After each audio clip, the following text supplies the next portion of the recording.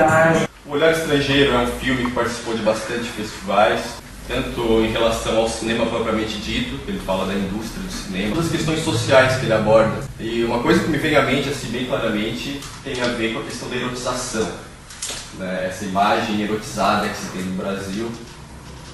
E às vezes eu me pergunto até que ponto a gente é culpado disso ou não, né? Eu não sei até que ponto. Eu achei que em relação a essa questão, a gente vive meio um paradoxo ainda, de muita gente, existe muita gente ainda reprimida sexualmente, e por outro lado tem a liberalização total, né, de crianças e adolescentes aí vivendo já experiências sexuais.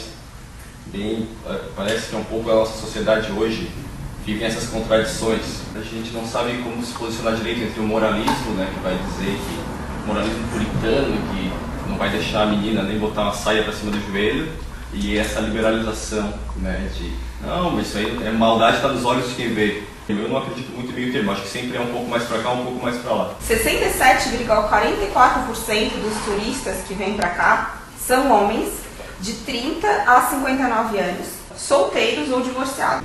Aqui a nossa convidada Cibele, muita honra a gente recebe ela aqui, Cibele da TV Ursul, poderia falar alguma coisa a esse respeito, a experiência que ela tem, desse tipo, qual é a visão que as mulheres têm essa questão. O documentário achei super interessante, mas indignada com a visão dos estrangeiros para com o Brasil, né? Mas que nós, brasileiros, somos em parte culpados disso, né? Entre aspas, até é aquilo que tu falaste, assim, nós somos vítimas ou somos culpados, né? Mas também nós não somos vítimas o tempo todo e nem culpados o tempo todo. O trabalho que eu faço, além de ser apresentadora de TV, é que eu ministro palestras para mulheres de autoestima e sensualidade, ou seja, eu trabalho a autoestima das mulheres, né, e ajudo elas a resgatarem a sensualidade delas, mas saber separar a sensualidade da vulgaridade.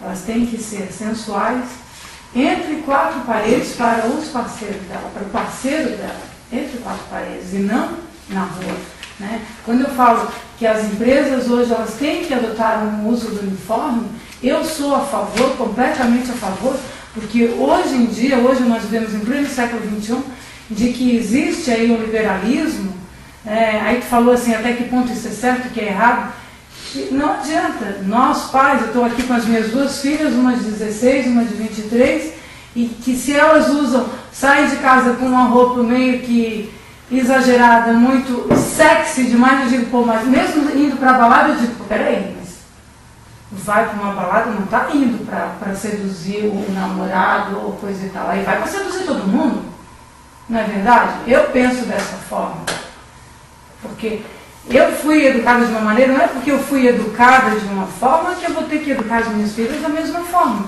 eu quero que vocês entendam isso. Quer dizer, o meu trabalho com as mulheres é diferente, existe sim. A repressão sexual ainda existe hoje, tá? Procuram meninas de programa, hoje existe o turismo sexual no Nordeste, aqui também existe. Porque nós temos muitas casas noturnas aí, enrustidas, que as pessoas nem se dão conta. Porque quando eu trabalho a sensualidade, eu digo, não confundam a sensualidade da vulgaridade. Não é porque a mulher é bonita e gostosa, também está comendo ela com os olhos, saiba olhar, saiba respeitar também, mas a mulher tem que se dar o devido respeito, não é verdade? Eu acho legal isso que tu falou, de entre quatro paredes, a preocupação entre quatro paredes e não na rua, porque isso é bem parecido, inclusive, com sociedades bem consideradas moralistas do Islã, né? O Islã é assim, elas se cobrem na rua, mas eles incentivam isso realmente dentro das quatro paredes. Assim como eu digo que o homem ele tem que ser um lorde na sociedade, um macho entre quatro paredes, macho, não machista, porque existe a diferença, né? E eu acho assim, essa questão das vestimentas, das roupas, hoje, principalmente as meninas, não só as meninas, acho que eu falo as coroas, entre aspas, muitas mulheres aí mais velhas também estão apelando, né? Nos decotes estão usando, eu acho que a mídia também criou esse estereótipo de mulher perfeita, que as mulheres estão aí correndo atrás da vaidade, viraram escrava da vaidade, isso é uma coisa que está virando uma doença, não pode acontecer, né? A questão da indústria cultural eu acho que é importante a gente pontuar. Na verdade eles falam isso no filme, uma indústria que se baseia no lucro. né, que produz uma cultura que seja, né, que dê retorno. Não é qualquer tipo de cultura, a cultura porque é bonita, não, é a cultura que vende. Então, para isso, eles escolhem mais ou menos o que vende mais, qual é a imagem que vende mais. Inclusive, esse período, né, não só o que vende mais, mas também tem toda a questão política que eles queriam abafar, né? Mas certamente o que vendia. Sexo vende e é talvez as coisas que mais vendam, né, hoje no mundo. A gente está transformando em, começar a falar um pouco de filme de entretenimento, de um filme que não é só de entretenimento, mas que realmente ele tem um custo e precisa ser pago. Né? E aí, às vezes, o produtor que vai financiar isso vai fazer exigências. Né? Exigências de que ele só vai produzir se realmente se der o retorno tal. Ele é um investidor, ele não é um artista. Esse produtor ele é um cara que tem dinheiro, os meios de comunicação, basicamente, né? Que são quem mais serve essa indústria cultural. A indústria cultural ela vive por conta dos meios de comunicação que dão todo o suporte, toda a criação ideológica. Né? E o cinema, sem dúvida, está entre as ferramentas. É uma questão que eu gosto sempre de colocar assim, quando a gente, principalmente quando exibe esse filme, né? Que é a questão da ideologia, né? Assim, a questão do cinema, principalmente da ideologia que vem da indústria cultural, da indústria do cinema, que é a indústria americana, né? Assim, principalmente, né? O cinema no mundo inteiro é domínio dos ministérios de cultura, dos órgãos de cultura, né? Dentro do Estado. E nos Estados Unidos ele faz parte do Centro de Defesa. Assim, ele é propriedade do exército americano. Ele serve para botar medo nas pessoas, tipo, os americanos são melhores realmente que os outros, o exército americano é melhor. A gente ajuda os sempre, outros, né? Ajuda o resto do mundo. E para falar dos outros de uma forma que, de alguma forma, ou enfraqueça aquele país, ou coloque ele, assim, então isso também tem muito a ver. Os outros, né? Ele deixou lá, os produtores ficaram vendo o filme dele e cortando. Quando ele chegou lá, o filme de 2h30 estava com 1h30, e o final diferente.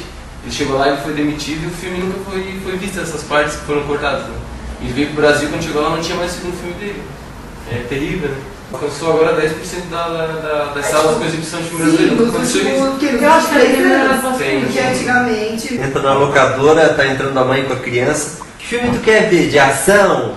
Sabe? já começa a... Aqueles tem aquelas Isso aí é uma toneladas questão dos pais que querem agradar os filhos, né? Que viram refém da vontade dos filhos. Isso aí eu acho que já terrível, formam né? uma imagem, uma ideia de que o filme é aquele... Porque na exibição passada a gente falou um pouco sobre alienação. E eu acho que tem muito a ver com isso. Os valores que são impostos, a pessoa nem sabe por que ela acredita naquilo, mas ela acredita. É muito eficiente essa propaganda de mostrar que aquele produto é mais importante do que os valores que a gente cultivou durante muito tempo, que hoje já não valem nada porque a careta tem aqueles valores. O importante é comprar aquela roupa que está lá naquele outdoor, ou aquele carro, ou enfim, qualquer coisa que tem naquele outdoor. Aquele outdoor é praticamente sagrado. Ele é um novo totem. Eram de classe média, nesse perfil, faziam faculdade e se prostituíam porque os pais não tinham condições de pagar roupa de marca, ter coisas. Mais da metade delas eram de classe média. As que se prostituíam, assim, no caso que eles entrevistaram, né? Será que é possível a gente fazer alguma coisa? O que a gente faz para desalienar?